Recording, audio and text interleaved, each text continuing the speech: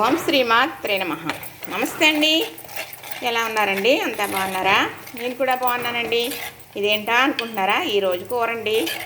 ఉల్లిపాయ పచ్చిమిర్చి చక్కగా మీడియం సైజు 4 కాయలు, అలానే 2 పచ్చిమిర్చి కట్ చేసేసి తగినంత నూనె వేసి ఇంత బాగా వేపేసాను. బాగా రోస్ట్గా వేగాలి. ఈ కూరకి ఏం కూర అనుకుంటున్నారు కదా? మిల్ మేకర్ అండి. కుర్మా చేస్తాను. ఇది రైస్కి కానీ, చపాతీకి కానీ, పరోటాకి కానీ, అలానే పూరికి కూడా మనం పూరీ చేసుకున్న చాలా బాగుంటుంది అన్నమాట. మంచిగా కమ్మగా బాగుంటుంది. ఎలా వండుతానా అనేది మీరు చూద్దరు కానీ, ఎందుకంటే నేను వారం రోజుల కిందట చేశానండి. చక్కగా తీసాను వీడియో. మరి సెలలో ఎక్కువైతే డిలీట్ చేసేవాళ్ళు వస్తుంది అనమాట. పెట్టిన వీడియోలు డిలీట్ చేసేస్తాం, తర్వాత పెట్టేసినట్టుగా అనుకుని డిలీట్ చేసేసానండి. మంచిగా బలిగా వచ్చింది వీడియో, అయితే డిలీట్ అయిపోయిందనమాట. సరే, ఇప్పుడు ఇందులో వేసి అన్నీ చూపిస్తాను మీకు. ఇప్పుడు ఈ ఉల్లిపాయలు వేయింది కదా, ఇందులో గుప్పుడు అంటే గుప్పుడు జీడిపలుకులు వేస్తున్నానండి. జీడిపప్పు బద్దలు వేస్తున్నాను చక్కగా. ఇప్పుడు ఇందులో ఉప్పు, కారం, పసుపు, అలానే నూరుకున్న మసాలా ముద్ద చిన్నది, పెద్ద అక్కర్లేదండి. కూర అయితే చాలా కమ్మగా బాగుంటుంది. మరి చపాతీకి అయ్యి బాగుంటుంది కదా, అందుకని ఘాట్లో ఏముండదు కానీ తింటుంటే తినాలని అనిపిస్తుందన్నమాట. అంత బాగుంటుంది ఇది. కానీ మొన్న అయితే చాలా బాగా తీసానండి వీడియో. ఏం చేసేది మరి, డిలీట్ చేసేసాను అన్నమాట.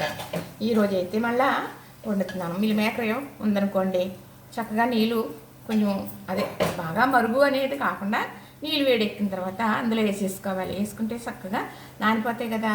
ఆ నీటిలో కూడా కొంచెం ఉప్పు వేయాలి.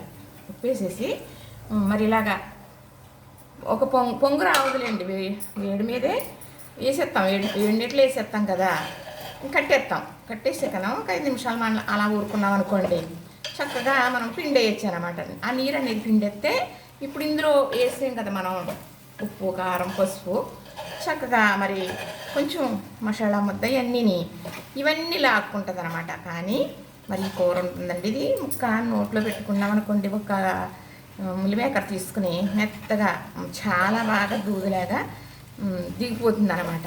కానీ దీనికి చక్కగా ఉల్లిపాయ బాగా వేయిందనుకోండి, మంచి రుచి వస్తుంది అనమాట. ఇప్పుడైతే చక్కటి పాలు వేస్తున్నానండి.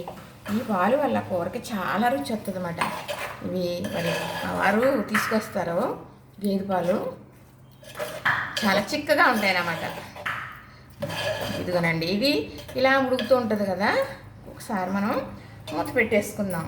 కొంచెం కరివేపాకు కూడా వేసేసి మూత పెట్టేస్తానండి. చాలామంది నాకు ఏం చెప్తున్నారంటే, మీరు తమ్మేలు పెట్టాలండి, తమ్మేలు పెడితే చాలా బాగా డెవలప్ అవుతుంది, మీరు తమ్మేలు పెట్టట్లేదు అని అంటున్నారు తెలిసిన వాళ్ళు. తమ్మేలు పెట్టడం అయితే నాకు పెద్ద కర్రీ మీద రాదండి.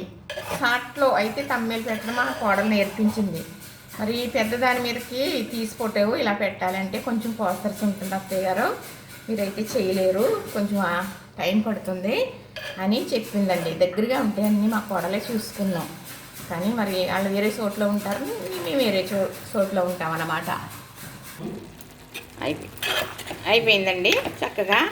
చూసారా ఇది ఎంత బాగుందో, రుచి చాలా బాగుంటుందండి. ఇలాంటివి బాగుంటుంది అని చెప్తే ఏదో చెప్పటం కోసం అనుకుంటారు, కానీ మరి రైస్లోకి తింటూ ఉంటే కమ్మగా ఉంటుందండి. దీనికి తోడు పెరుగు కానీ, మరి అలాగే చారు కానీ, పప్పు చారు కానీ ఉన్నా పర్వాలేదు, కానీ మజ్జిగ ఉంటే సరిపోతుందండి చక్కగా.